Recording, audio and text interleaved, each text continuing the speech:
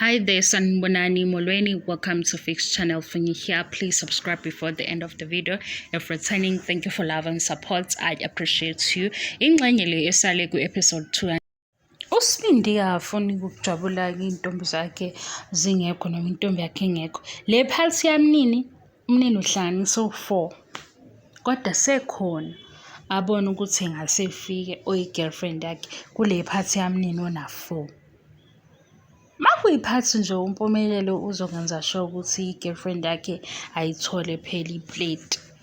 Ngoba kumayelana nani? Ingane ngiyadlala mina guys.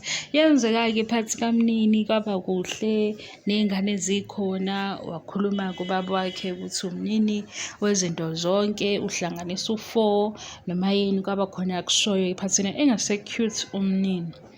Kwaba-ke nje iphathi wafika uSibindi sekhuluma nobaba wakhe eceleni, uthi kubaba wakhe ucela ifoni, ufuna ukufonela i-girlfriend.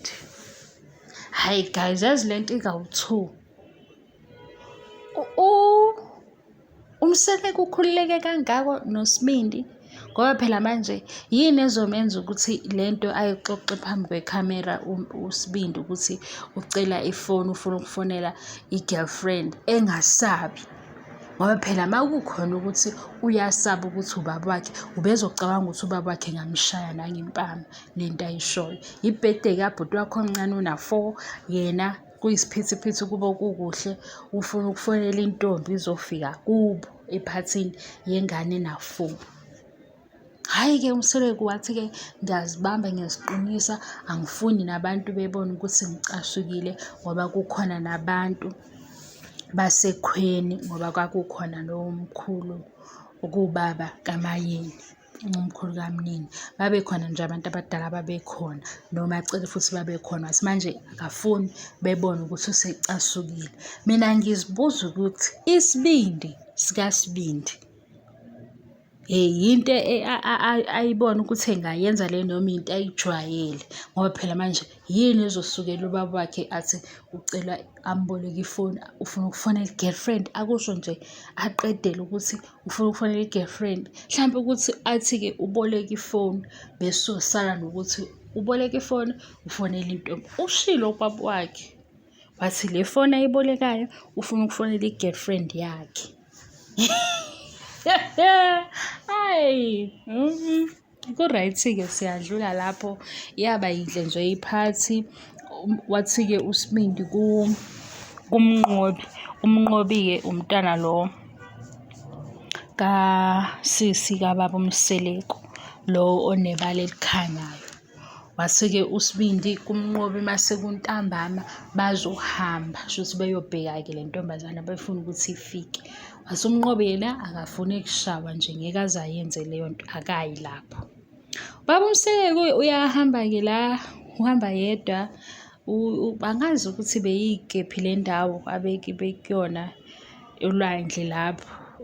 Yini abayenza Nkosi yami? Ave ngikhohlwe. Kodwa khona lapho engathi ubeyohamba, ubezongena kwisikebhe, phinde futhi angene kwenye i-cage. Khona lapho kunoShaka, angazi guys, kodwa abanye bayikhumbula le episode, angisakhumbuli kahle ukuthi angibhalanga phansi leya nto. So wangiqeda-ke la uMseleko, wangena phansi emanzini. Uthi uma engena emanzini akafikeli phansi, uma engafiki phansi nangu uShaka uyeza. Indlela ayichaza ngayo engiqedayo, uthi nangu uShaka uyeza manje uyamemeza, unabelungu. Uthi kuney'nkinga ey'ningi ngoba nangu uShaka uyeza, uyamemeza, akazi noma abelungu bayamuzwa yini. Uthi-ke lo mlungu umbuza ukuthi kwenzakalani. Uthi-ke umbuzo onjani lo ngoba uyafa. Bamkhipha-ke, sabona bemkhipha, babuza ukuthi ungeza yini nonkosikazi wakho la. Wathi no. Wathi no. Wathi-ke akazi ukuthi ubenzani ngoba le experience cisho yambulala. Kodwa-ke into hlampe ebeyinto ephezulu ekhekheni kule experience ukuthi uyizwile ekhala. hawu, wathini Mpumelelo, kushuthi uyafihla yini? Uhamba yokhala ecashi ngoba mase uyizwile ekhala akaze akakhala. Kodwa nje ile nto ayisho ukuthi okukhulu kade lapha emanzini uyizwile ekhala ukuthi mhlampe enye inyembezi bese igqubene namanzi, waphinde wabala ukuthi uney'nkinga ey'ningi. Yazi ngicabanga khona enye i-TikTok video omunye usisi bebenzani, sengikhohlwe ukuthi yini le bebeyenza beyi-group. Manje yena engasafuni-ke ukuthi sekuyi-10 yakhe engakufuni. Maye ephendula uthi phela nginey'nkinga zami, okusho ukuthi kufanele aphilele iy'nkinga. Okusho ukuthi kufanele aphilele iy'nkinga zakhe ngoba maye ewela enza le nto abebeyenza, sengikhohliwe futhi. Hey bo, ayikho kodwa into e-wrong sengikhohlwa kangaka.